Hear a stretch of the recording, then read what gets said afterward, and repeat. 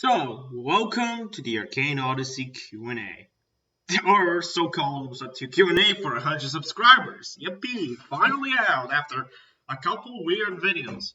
So, today I will be answering all the questions necessarily in this video. So, how about us begin, shall we? First question of the day is by I can't read it. Anyways, I can't read his name. Sorry guys, my English is bad. It's too bad I can't. Anyways, will you make a water contract part 2? No chance. Personally, I was already preparing to delete my water contract file and transfer everything from it back to my warrior file as time goes. And due to also some Roblox errors and me losing 90% of my weapons, I don't think I'll be making about any other class in general. Will you try other fighting styles, warlords? Maybe. Maybe, just, maybe personally. I don't know. Personally, when I'm reading this question out, I know I'm doing it in the most unprofessional way for editing, but I don't know. Personally, I feel like warlord probably is a decent class, but the only good fighting style is either gonna be Sailor Fist because of its size, I don't like because of the size abuse, or, well, basic combat because it's so good. But, even boxing, come on. But there's no way I'm touching Turbo Fist ever again. And there was time when I even used it.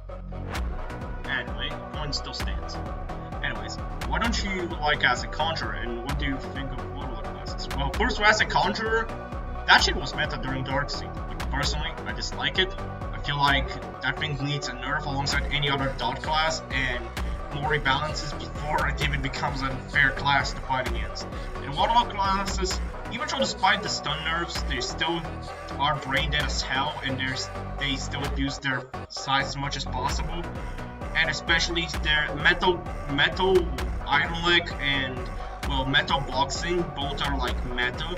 But Iron Leg is also pretty meta and pretty dangerous and brain dead, with almost zero skill required. So I think even as general, I feel like the Warlord classes that don't benefit from size or anything are pretty good, but they still need better chances. But any brain dead like Earth, Metal stuff, or Ice Warlock is still kind of dangerous stuff, you know.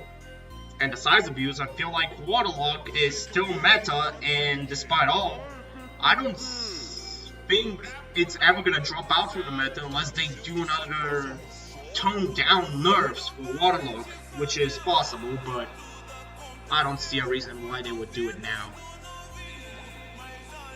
Anyway, on to the next question. Lord Nico 8507 asks, is intensity needed for conjurers like acid or poison? Well, I'm not a conjurer main, so I can't really answer that. But from what I know, most conjurers back in the day before Nimbus actually heavily relied on intensity for poison, because poison was much more required for intensity. But I don't know.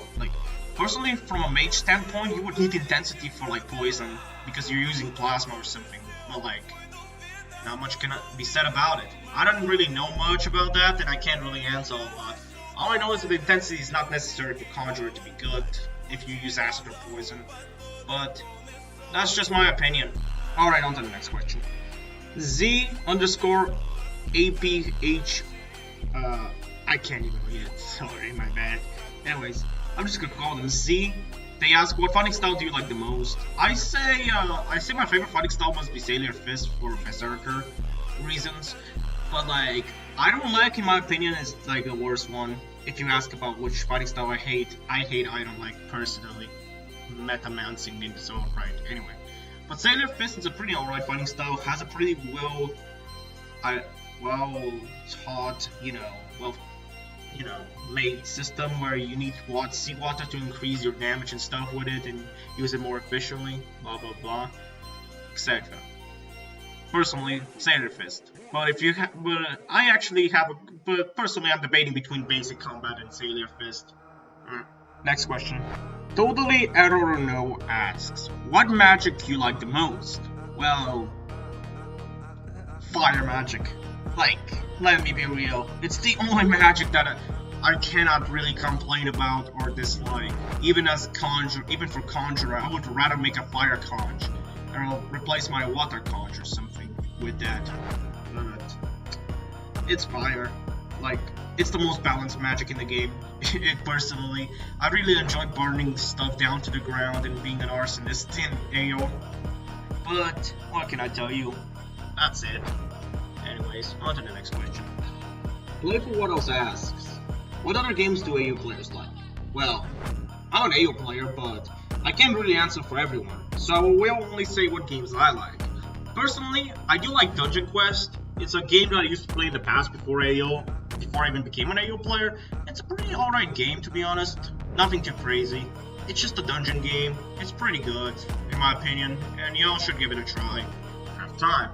Then, it's controversial in this one, but I actually used to like Tower Defense Simulator. Now I just play it only when there's an update or, well, I have motivation to. Otherwise, I don't play that game that much. The grinding is getting just too boring. And well, the other game I really like, personally, is any fighting game, so if you encounter me on a random Roblox fighting game, then, you know, that's about it. But for the other answers, well, I actually, outside of Arcane Odyssey and Roblox in general, I like to play BTD 6, Team Fortress 2 at times, and, well, any Need for Speed game, personally. And maybe sometimes Assassin's Creed. I'm also going to look into God of War maybe as well to try it out. But that's about it, really. On to the next question. Best boss in your opinion? Well, it's actually from the Nimbus C. If you're asking for Arcane Odyssey, Nimbus C Maria is the best boss. Her mechanics are unique. She's not too easy to beat even after you've done it once, and you actually need to learn how to beat the boss even after the first time, which is really amazing, and that puts her above Argus for me. Even though her mechanic at first is not understandable, Captain Maria is the best boss in Arcane Odyssey as of current. And I'm actually speaking of the game in general, and her story is pretty good. Well, on second place is Argus, let's be real. Argus used to be the best boss in the game before Nimbus, but like, you know, that's about it. Alright, next question. Escape Muffins asks, what's your favorite drink? Oh my god, shout out to Escape Muffins for making decent quality content. Anyways, my favorite drink is Coca-Cola, but if we have to talk about second favorite, it's probably gonna be Fanta. Like, Coca-Cola is superior in every way, and Pepsi is just trash. So, do you like the Irish boss? Toliator no asks. Personally, when looking at it from a long standpoint, the Iris Paws itself is like, say, pretty alright as a fight.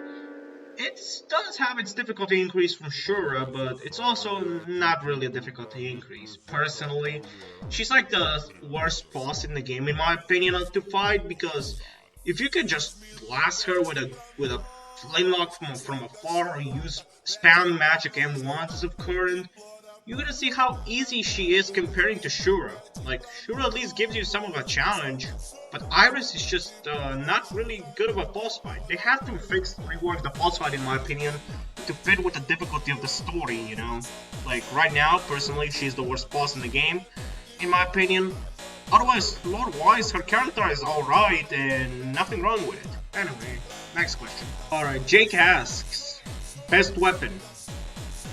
Well, I'm gonna give you the top 3 best weapons in my opinion. Number 3, musket. It's a must-have weapon for anyone who wants to use guns in the game. It's absolutely good, deals good damage as long as you have the right build, and it's also has one of the best abilities in the game, piercing shot. Number 2, well, as of current, I think the Slinket Sword might still be one of the best weapons, but as of 1.15.2 before the Easter update, I'm answering this, I think it's the second best weapon. But the first number 1 weapon is the Trest of Bronze. Its Q ability outshines the ability of the spear's Q and makes it the best weapon in the game. But alternative number 1 is the Atlantic Spear as of 1.15.2. Otherwise, once things change, Second Sword might be the best weapon in the game still. It might still be one of the most useful weapons after its buffs coming during the Easter update. Anyways, that's about the answer I'm gonna give you.